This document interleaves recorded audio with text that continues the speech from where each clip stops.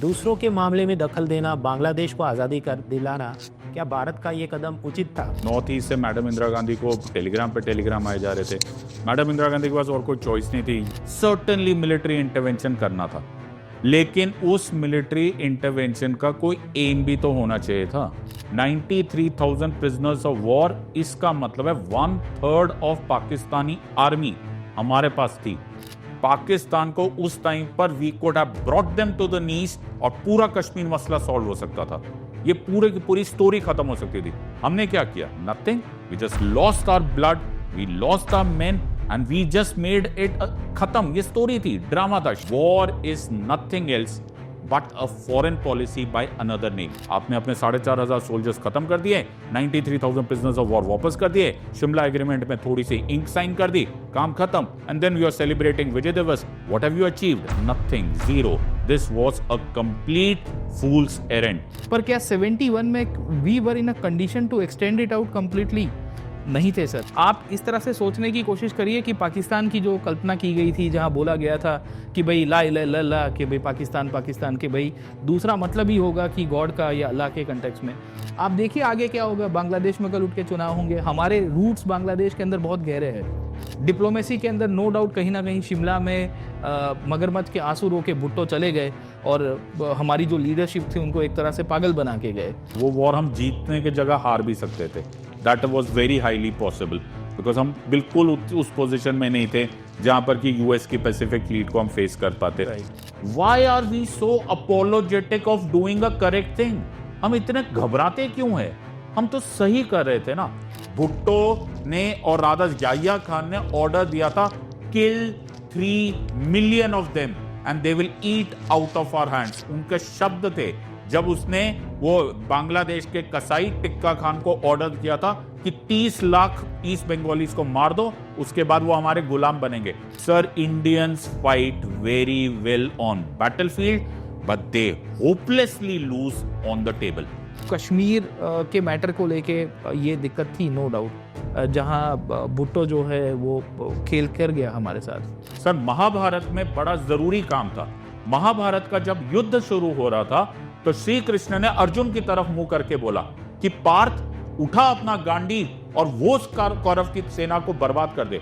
तो अर्जुन बोले श्री कृष्ण के पास, नहीं माधव, मेरा तो हाथ कांप रहा है, मेरा तो पेट में दर्द हो रहा है, मेरी तो छाती फटी जा रही है, ये तो मेरे ही लोग हैं, मैं इसके खिलाफ कैसे युद्ध करूंगा? तो श्री कृष्ण ने अर्जुन को बहुत ध्यान से बोला कि वो देख दुशासन, वो देख दुर्योधन, वो अधर्म का साथ दे रहे हैं और जिद्दी होके बैठे हुए हैं। वो अधर्म का साथ दे रहे हैं और अड़ के बैठे हुए हैं कि हम युद्ध करेंगे, और तू धर्म का साथ दे रहा है और तू घबराया हुआ है। मित्रों, 16 दिसंबर 1971, जिस दिन बांग्लादेश को भारत ने आज़ादी दिलवाई थी, आज इसकी वर्षगांठ पर हम एक डिबेट करेंगे कि क्या भारत ने बांग्लादेश को आज़ादी दिलाई वो सही कदम था या गलत कदम था। इस डिबेट में मैं स्वागत करता हूं polity educator doctor Siddharth Arora sir का, हिस्ट्री एजुकेटर प्रतीक नायक सर का। सबसे पहले जो विद्यार्थी नए हैं, पहली बार इसको समझ रहे हैं, प्रतीक सर आप हमें बताएं कि ये इतिहास क्या रहा है, क्रोनोलॉजी ज़रा बताइए। सर, 2 फेज के अंदर देख सकते हैं। पहला 1947 देखिए कि इंडिया जब अलग हुआ तो ईस्ट और वेस्ट पाकिस्तान 2 नेशंस पार्टीशन किए गए। उसमें वेस्ट पाकिस्तान आज वाला जो पाकिस्तान है और ईस्ट पाकिस्तान जो बंगाल वाला जो रीजन था उसको पार्टीशन करके ईस्ट पाकिस्तान का स्टेटस दिया गया। अब पाकिस्तान बना ईस्ट और वेस्ट के अंदर, पर वेस्ट पाकिस्तान ने हमेशा से ईस्ट के ऊपर डोमिनेट किया। कॉन्स्टिट्यूशन की बात हो गई हो तो उर्दू लैंग्वेज को इम्पोज करने की बात कर दी, बंगालियों को मान्यता नहीं मिलती है, रिप्रेजेंटेशन ढंग से नहीं हुआ। और वेस्ट पाकिस्तान में जो मिलिट्री शासक हुआ करते थे उन्होंने ईस्ट पाकिस्तान को एक्सप्लॉइट किया। आखिर में 1970 के अंदर इन्होंने फाइनल इलेक्शंस कराए। मुजीबुर रहमान जो ईस्ट पाकिस्तान के नेता थे अवामी लीग से, वो पाकिस्तान के प्राइम मिनिस्टर बनने के इक्विवेलेंट हो गए क्योंकि उन्होंने चुनाव जीत लिया। तो उसको लेके जुल्फिकार अली भुट्टो और याह्या खान जो उनके मिलिट्री डिक्टेटर थे, और जुल्फिकार अली भुट्टो जो वेस्ट पाकिस्तान के पॉलिटिकल लीडर थे, उनको पसंद नहीं आया। और फिर आखिर में याह्या खान ने वहाँ पे ऑपरेशन सर्चलाइट करवाया। मुजीबुर रहमान एक लेजिटिमेट लीडर के रूप में थे, और फिर वहाँ ह्यूमैनिटेरियन क्राइसिस हुआ। 1 करोड़ से ज़्यादा लोग वहाँ से माइग्रेट होके आए, लगभग 20 से 30 लाख लोगों की हत्या हुई, जिनोसाइड हुआ। तो इंडिया को फिर मिलिट्री इंटरवेंशन करना पड़ा आखिर के अंदर, और फिर बांग्लादेश बना 1971 में। तो ये उसकी एक ब्रीफ टाइमलाइन है। Thank you very much Prateek sir, आपने बहुत अच्छे से और कम शब्दों में हमें क्रोनोलॉजी बता दी। अब हम पॉलिटिकल साइंस और इंटरनेशनल रिलेशन ऑप्शनल सब्जेक्ट भी सिद्धार्थ सर पढ़ाते हैं और पॉलिटी कॉन्स्टिट्यूशन एसजीएस सब्जेक्ट भी पढ़ाते हैं। तो sir international relation point of view से ये दूसरों के मामले में दखल देना, बांग्लादेश को आज़ादी कर दिलाना, क्या भारत का ये कदम उचित था, मतलब उस वक्त से लेके अब जो प्रेजेंट सिचुएशन है? सर देखिए, उस समय सिचुएशन ऐसी थी जैसे कि प्रतीक सर ने बताया कि एक डेमोग्राफिक एक बहुत मेजर क्राइसिस आ चुका था। 100% मिलिट्री इंटरवेंशन के सिवाय हमारे पास कोई चॉइस ही नहीं थी। 1 करोड़ से ज़्यादा हमारे पास रेफ्यूजीज जमा हो चुके थे। नॉर्थ ईस्ट से मैडम इंदिरा गांधी को टेलीग्राम पे टेलीग्राम आए जा रहे थे। मैडम इंदिरा गांधी के पास और कोई चॉइस नहीं थी। यूएसए पूरी तरह से पाकिस्तान का सपोर्ट कर रहा था, और उस टाइम पर अगर हम मिलिट्री इंटरवेंशन ना करते तो ये डेमोग्राफिक ये एक मेजर और बड़ा क्राइसिस हो जाता। सर्टेनली मिलिट्री इंटरवेंशन करना था, लेकिन उस मिलिट्री इंटरवेंशन का कोई एम भी तो होना चाहिए था। उस एम का क्या था? 4,500 हमारे सोल्जर्स वीरगति को प्राप्त हुए। 4,500 सोल्जर्स। यस, न्यूज़पेपर्स के लिए, मैगजीन्स के लिए amazing victory. 93,000 prisoners of war of Pakistan हमारे पास थे। 93,000। वर्ल्ड वॉर 2 के बाद आज तक किसी कंट्री ने इतनी शर्मनाक हार नहीं आई। तो क्या लिया हम लोगों ने उसका फायदा? क्या 93,000 prisoners of war, let's get the perspective correct, 93,000 prisoners of war, इसका मतलब है 1/3 ऑफ पाकिस्तानी आर्मी हमारे पास थी। फाइटिंग आर्मी, उनकी टोटल आर्मी 5 लाख थी उस टाइम पर। फाइटिंग आर्मी 3 लाख से ज्यादा नहीं हो सकती। 1 लाख के आसपास हमारे पास सोल्जर्स। पाकिस्तान को उस टाइम पर we could have brought them to the knees और पूरा कश्मीर मसला सॉल्व हो सकता था। ये पूरे की पूरी स्टोरी खत्म हो सकती थी। हमने क्या किया? Nothing. We just lost our blood, we lost our men and we just made it खत्म। ये स्टोरी थी, ड्रामा था। शिमला एग्रीमेंट हुआ 1972 में, जो कुछ भी था we went back to status quo. सिर्फ लड़ना एक स्टेट, एक कंट्री को शोभा नहीं देता। उसका एक उद्देश्य होना चाहिए। एक मैच्योर कंट्री के अनुसार वो उद्देश्य पूरा नहीं हुआ था। War is nothing else but a foreign policy by another name. ये सिंपल सी बात है। War is also a foreign policy. Indian army के बहुत सारे गैरिसन्स, बहुत सारे रेजिमेंट के बाहर लिखा होता है कि welcome to the cantt area, welcome to Indian army, the last 100 metres of foreign policy of India. तो क्या फॉरेन पॉलिसी थी? नथिंग। आपने अपने 4,500 सोल्जर्स खत्म कर दिए, 93,000 प्रिजनर्स ऑफ वॉर वापस कर दिए, शिमला एग्रीमेंट में थोड़ी सी इंक साइन कर दी, काम खत्म, and then you are celebrating Vijay Diwas. What have you achieved? Nothing, zero. This was a complete fool's errand. इस तरह से देश नहीं चलता। I can give you 100 examples. Look at USA.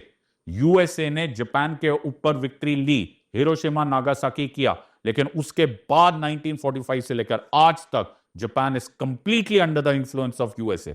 वो हिल नहीं सकते। साउथ कोरिया को प्रोटेक्शन दिया हुआ है नॉर्थ कोरिया के against. South Korea completely a puppet of USA, they are using it. Philippines completely used by USA. Iraq completely used by USA.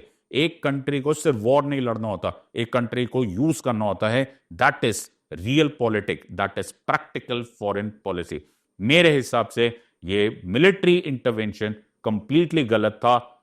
If Bangladesh के ऊपर आपने कंट्रोल नहीं रखना था, बांग्लादेश पर कंट्रोल बना होना चाहिए था आज तक। They should have been turned into a loyal suzerainty वाली कंडीशन वाला स्टेट। अदरवाइज देखो हमने क्या क्रिएट कर दिया। पहले एक मुसीबत थी, अब 2 मुसीबतें हो गई अलग अलग नाम से। I think this was wrong.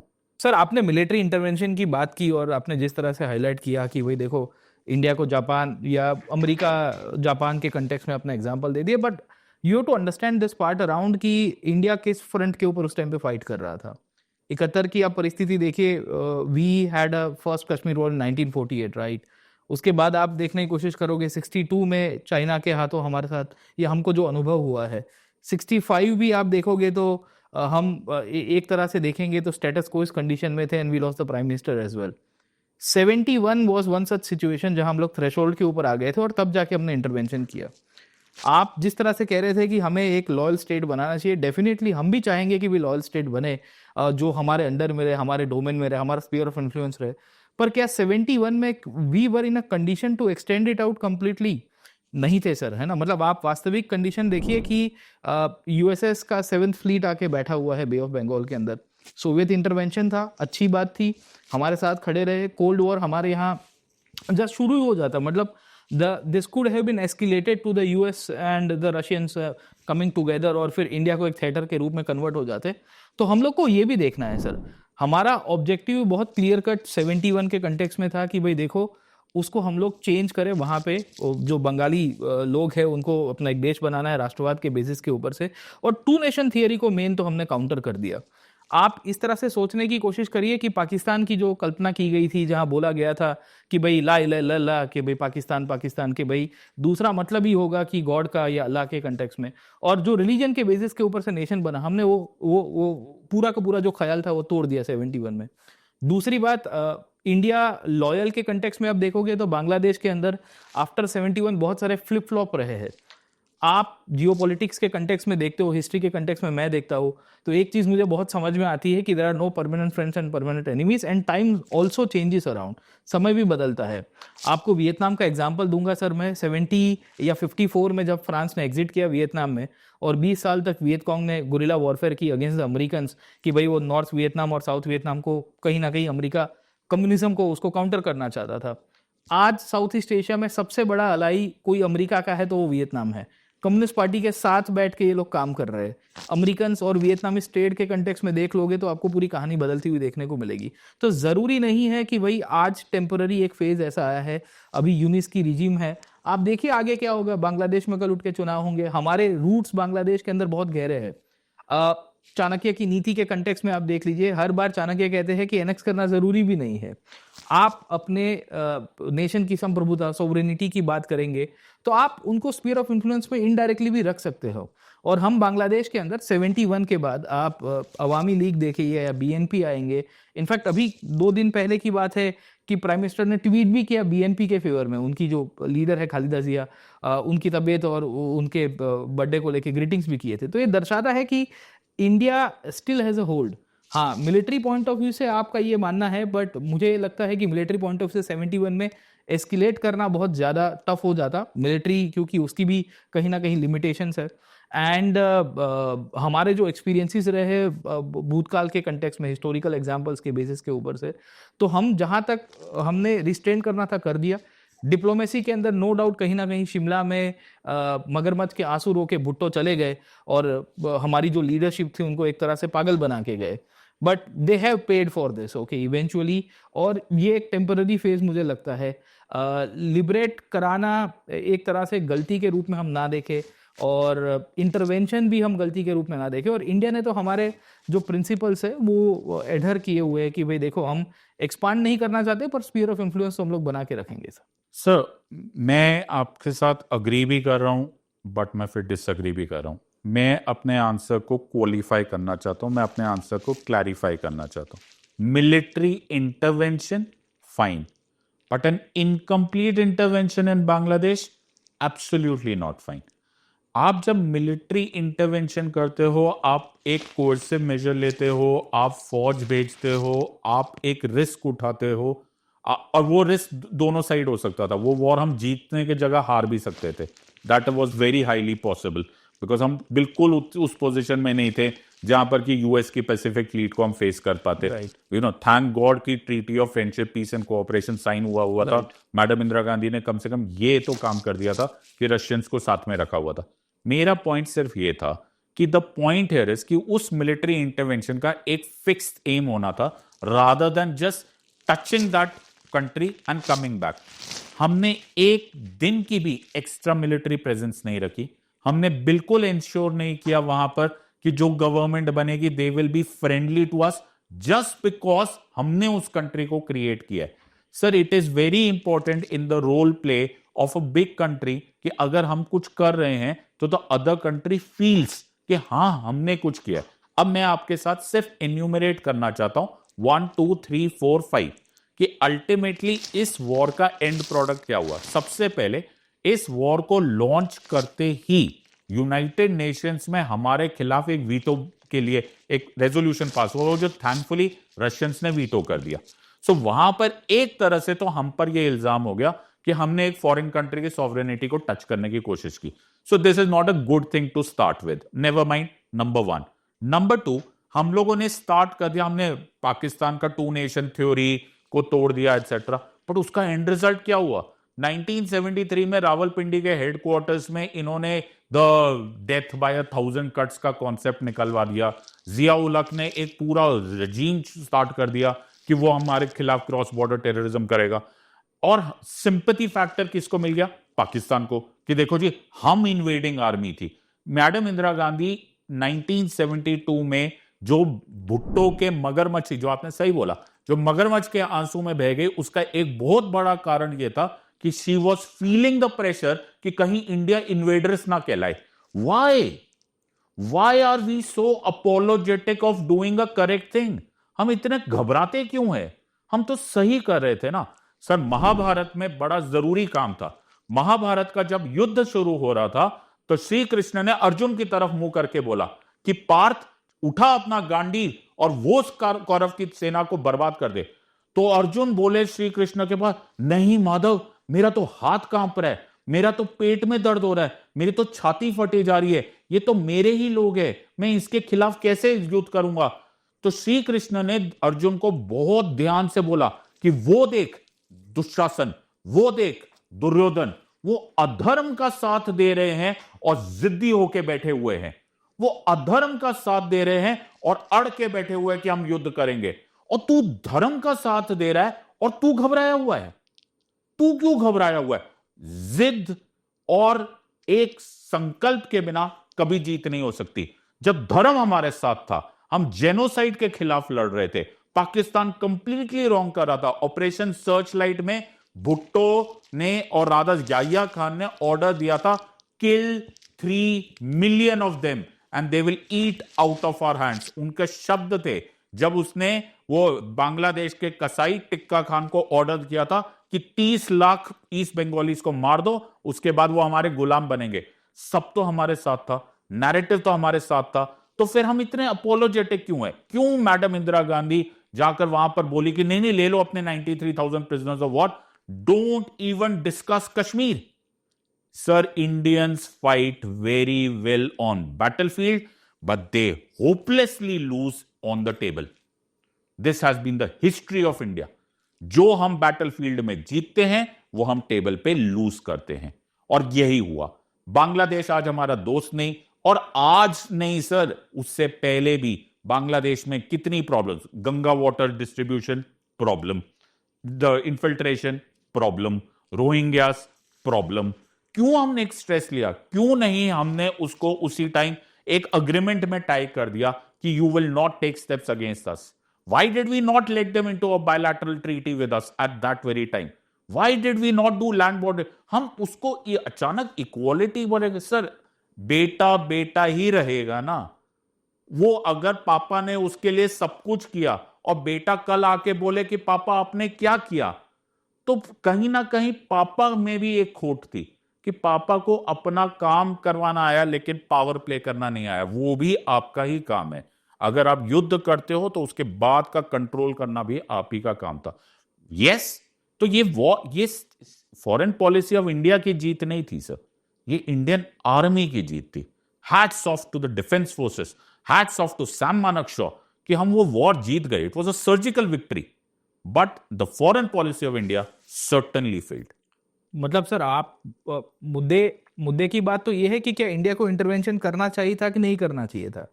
तो आप एक साइड के ऊपर ये कह रहे हो कि फॉरेन पॉलिसी के कंटेक्स्ट में हम लोग फेल हो गए, डिप्लोमेटिक टेबल के ऊपर हमें जो एग्रीमेंट्स करवाने चाहिए थे नहीं कर पाए. आप इन वर्स्ट केस सिचुएशन के अंदर आप देखने की कोशिश करो कि 71 के अंदर अगर इंडिया ने इंटरवेंशन ना किया होता तो what would have been the outcome around. हमारे ऊपर ही प्रेशर आता, हमारे ऊपर ही हीट आती. अब आप वो डिप्लोमेसी के पॉइंट ऑफ व्यू से कहेंगे कि चलो आउटकम हमारे फेवर में नहीं आया, हमने उसके बाद भी फेवर में करने की कोशिश की है. अब आप उसमें तीस्ता का एग्रीमेंट देखो या लैंड बाउंड्री एग्रीमेंट देख लीजिए. आज की तारीख के अंदर बीच में बांग्लादेश में एक टाइम ऐसा आया था जहां हमारे रिलेशंस उनके साथ स्ट्रेन हो गए थे, और 2000 के बाद धीरे धीरे करके उसको हमने नॉर्मलाइज भी किया. नॉर्थ ईस्ट के अंदर इंसर्जेंसी जो बीच में 90s में जिस तरह से पनप के आई थी, आज की तारीख में नहीं है. अब उसका भी फिर से सेकंड फ्रंट खुलवाने की कोशिश कर रहे हैं. मैं ये नहीं कहूँगा कि नहीं हो रहा है आज की तारीख में, शायद ये लोग फिर से कुछ ना कुछ कलर्ड रिवॉल्यूशंस लाने की कोशिश करेंगे, इंडिया के नॉर्थ ईस्ट बॉर्डर्स के ऊपर फिर से इंस्टेबिलिटी क्रिएट करने की कोशिश करेंगे। बट हम जिस तरह से बांग्लादेश के साथ आगे बढ़े हैं, इवन आफ्टर दैट शिमला के अंदर जो हमारे मतलब जो साथ खेल के किया गया एक तरह से, उसके बावजूद भी मेरा ये मानना है कि on the levels of Bangladesh we have been able to achieve many things around. Rohingya के इश्यूज आज की तारीख में है, उनको भी हम लोग अब डिपोर्ट कर रहे हैं, ऐसा तो है नहीं। आप देखिए आज की तारीख में इन्फिल्ट्रेटर्स को ढूंढ ढूंढ के बात हो रही है, अब ये हेडेक के रूप में बन गया है, no doubt, okay. But I feel that कि ये इंटरवेंशन और उसके बाद जो सब्सिक्वेंटली हमने जितने भी स्टेप्स लिए हैं वो उस परिस्थिति को ध्यान में रखे हुए हमें देखने पड़ेंगे सर। और extension of any form of military might right from 1970s, उसके बाद इंडिया के लिए क्योंकि हम इकोनॉमिकली भी उतने स्टेबल नहीं थे, आप देखिए 70s में हमारी जिस तरह से जीडीपी ग्रोथ है और जो कोल्ड वॉर की जो जियोपॉलिटिकल कंडीशंस थी, तो फिर ये डिप्लोमेसी के टेबल के थ्रू ही होता। कश्मीर के मैटर को लेके ये दिक्कत थी, नो डाउट, जहाँ भुट्टो जो है वो खेल कर गया हमारे साथ। बट ओवरऑल बांग्लादेश को अगर आप इस तरह से सोचिए कि अभी यूनुस है, 2-4-6 महीने में इलेक्शंस होंगे, कोई नया पार्टी या कोई नई पावर प्ले सिस्टम भी निकल के आएगी, 1 नहीं 2 नहीं 5 साल के बाद, और ये थ्रू आउट रहा है सर। इंडिया के केस में तो ऐसा देखने को मिलता है कि because India is the big brother of all the Nations around it, तो सबको ये लगता है कि इंडिया हमें बुली करता है, whereas India has stood by this nations in the time of crisis। आप वैक्सीन डिप्लोमेसी देख लीजिए, बांग्लादेश के केस के अंदर देखो, श्रीलंका के अंदर देख लीजिए, नेपाल के अंदर देखिए, और इन सब जगहों में भी यही हालत थी। एक टाइम के ऊपर एंटी इंडिया फोर्सेस या एंटी इंडिया जो वॉइसेस थे बहुत ही स्ट्रांग हो रहे थे, पर कहीं ना कहीं वो बैलेंस आउट हो गए हैं, तो यहाँ पे भी ये होगा। बांग्लादेश के केस में मैं एक पॉइंट के ऊपर ये भी बताना चाहूँगा कि अगर बहुत लोगों का ये मानना है कि हमें मिलिट्री इंटरवेंशन और आगे बढ़ा देना था, या बांग्लादेश को पूरी तरह से एक एनेक्सेशन के कंटेक्स्ट में उसको देखने की आवश्यकता थी, तो वो तो पॉसिबल ही नहीं था, क्योंकि उसके कारण तो और रेजिस्टेंस होता। दूसरा, वहाँ की जो आवाम है उनके अंदर एक डेमोग्राफी के पॉइंट ऑफ से आप देखोगे रेडिकलिज्म जिस तरह से निकल के आया है, तो ऑलरेडी हम लोग इंटरनली बहुत सारी क्राइसिस से जूझ रहे हैं, तो एक्स्ट्रा ये बर्डन इस तरह से झेलना भी तकलीफ कारक हो जाता। तो हमने जो स्टेप्स लिए थे तब से लेके अभी तक उसमें हम लोग चल रहे हैं। There are ups and downs, तो ये अभी थोड़ा डाउन फेज है, it will be recovered in passage of time. सब मैं सिर्फ इतना ही कहना चाहूँगा, मैं आपके पॉइंट से फिर से मैं अग्री भी करूँगा और डिसअग्री भी करूँगा टू अ सर्टेन एक्सटेंट। जो हम लोगों ने सॉफ्ट स्टेप्स लिए that was taken as points of weakness. Sir Chanakya के मंडला थ्योरी है, मंडला थ्योरी के बाद जो कॉन्टिजियस कंट्रीज होती है जिनका बॉर्डर आपके साथ लग रहा होता है, वो हमेशा आपके साथ कंटेंशियस इशू में होते हैं, वो अरी हो जाते, इन द सेंस आपके शत्रु हो जाते। हमने नेबरहुड फर्स्ट पॉलिसी बना दी कि जो हमारे पड़ोसी होने चाहिए वो पहले होने चाहिए। कहाँ पर उस नेबरहुड फर्स्ट पॉलिसी का हमें फायदा हुआ? कहीं नहीं। हम पाकिस्तान से जूझ रहे, चाइना से जूझ रहे, नेपाल प्रॉब्लम क्रिएट कर रहा है, every now and then Bangladesh, Burma, that is Myanmar, Sri Lanka, everybody is creating a problem, और हम पर इल्जाम लगा हुआ है बिग ब्रदर का। अब जब इतना इल्जाम लगना ही है तो एटलीस्ट आप उसका कुछ प्रॉफिट तो ले लो, दैट्स इट। आप हर कंट्री के साथ उसी तरह से बात कर रहे हो, you are giving everything but you are not extracting even goodwill from them. So my point about here is कि सर हर स्ट्रॉन्ग कंट्री को थोड़ी बहुत क्रिटिसिज्म हमेशा ही फेस करनी पड़ती है। यूएस आज भी सह रहा है कि वो हेजेमोन है, दिस इज रशियंस आज भी सह रहे, but then the very famous Thucydides का कोट मुझे याद आता है, वो बोले the strong always get what they want, the weak always endure what they must. So आज हम एक स्ट्रॉन्ग कंट्री है, 1971 का जैसा मौका हमें फिर कभी नहीं मिलेगा। हमने ये बोला गया था कि एक जमाने में महाराजा रंजीत सिंह की फौज हमारे बॉर्डर्स क्रॉस करके अफगानिस्तान की तरफ रवाना हुई थी, और उसके बाद सैम मानेकशॉ की फौज बॉर्डर क्रॉस करके बांग्लादेश की तरफ गई। इतनी हैंडसम विक्ट्री, हैंड्स आउट, 13 दिन में सर्जिकल कट ऑफ कर दिया था हमने पाकिस्तान को, और हमारे पास इतने सॉलिड बार्गेनिंग चिप्स थे, कश्मीर का मुद्दा उसी दिन सॉल्व हो जाता हमेशा के लिए। बांग्लादेश हमारी प्रॉब्लम ना हो कि हमारे लिए एक परमानेंट एक दोस्त हो जाता, एक वेसल स्टेट बना देना चाहिए था, सिंपल, और कुछ नहीं होता तो एक बायलैटरल एग्रीमेंट ही हो जाता, बट हमने कुछ किया नहीं। मेरा सिर्फ पॉइंट है, मैं सिर्फ कभी कभी my heart goes out because I come from a defence family specially, कि मुझे ऐसा लगता है कि क्या वो 4,500 सोल्जर्स की जो कुर्बानी है वो व्यर्थ ही गई? मुझे सिर्फ ये लगता है, what did we gain out of it? Nothing but one piece of paper which is very infamously called as Shimla Agreement, which was hardly an agreement, जो आप खुद भी बोल रहे हो कि it was just a game ploy. But I had a prime minister called Madam Indira Gandhi. Why did she not read into it? I had an entire foreign department. Why did they not read कि we are creating one more problem? एक west में था, एक east में था, and we had an entire think tank. Why did they not think कि why are we not solving the Kashmir issue in exchange for 93,000 prisoners of war? हमने उन prisoners of war को मोटा खिला पिला के वापस भेज दिया without thinking कि the same guys will be trained again armed और वही war करेंगे दोबारा और वही story continue हुई.